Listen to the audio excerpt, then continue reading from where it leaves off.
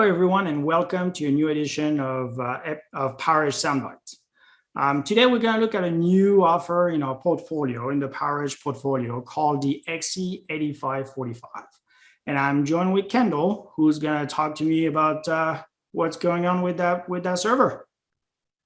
Hi, Bertrand. That's right. We briefly mentioned the XE8545 on one of our previous videos, but today we're going to go a little deeper into what it is, why it even exists, and what really separates it from the R750XA.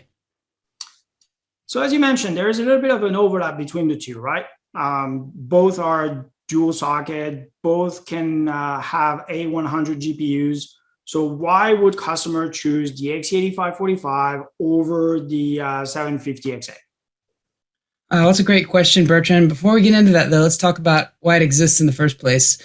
There's a very rapidly growing market for no-compromise server platforms to maximize performance for high-performance compute and AI machine learning applications.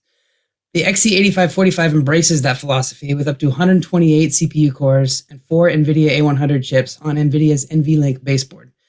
The 4U form factor and advanced cooling keep the server within operating temperatures with only air cooling. Even with 80 gigabyte, 500 watt GPUs, the NVLink setup is only available on the XE and offers the highest available peer-to-peer bandwidth, up to 600 gigabytes per second. The net result is up to 7 times the machine learning performance and double the HPC performance over a traditional PCI Express configuration.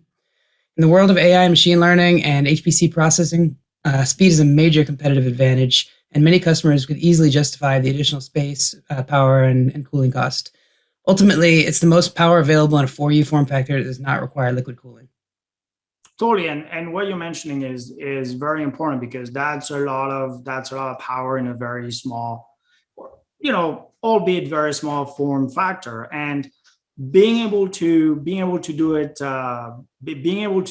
air cooled is very important because why would people look at liquid cooling?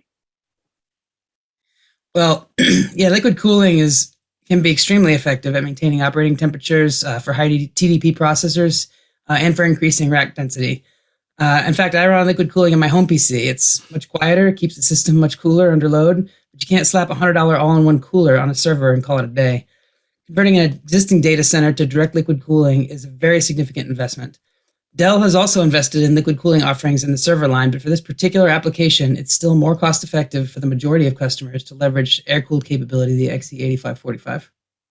Absolutely, and having, I think, from my perspective, I think the choice for customers is going to be important.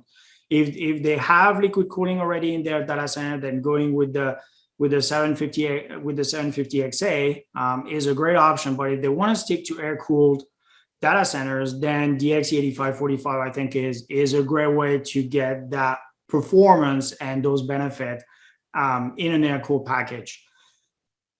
Yeah, moving on to the specific aspect of the XE8545, how is it positioned in the market? So that's another great question. The XE8545 offers the latest best-of-breed components in a unique and innovative configuration. The platform offers 2 top-bin 3rd-gen AMD EPYC processors, support for 32 memory DIMMs, NVMe storage, and of course, 4 of the highest-performing GPUs on the market, the NVIDIA A100 HGX. Competition in this segment mostly requires liquid cooling for lesser configurations, so it is able to greatly simplify and reduce the cost of deployment while providing top-tier performance. Of course, it also provides industry-leading security and systems management and efficiency through Dell's iDRAC 9 and Open Managed Suite. Cool. Where does that leave the R750XA then? Why should customer go to that one? Well, the XA is still a very viable choice for AI machine learning and HPC when acquisition costs or rack space are top concerns. It would also be the preferred choice for mixed workloads or other GPU-intensive workloads, such as performance graphics, due to the capability of leveraging other GPU models more suited to those tasks. Cool. Awesome.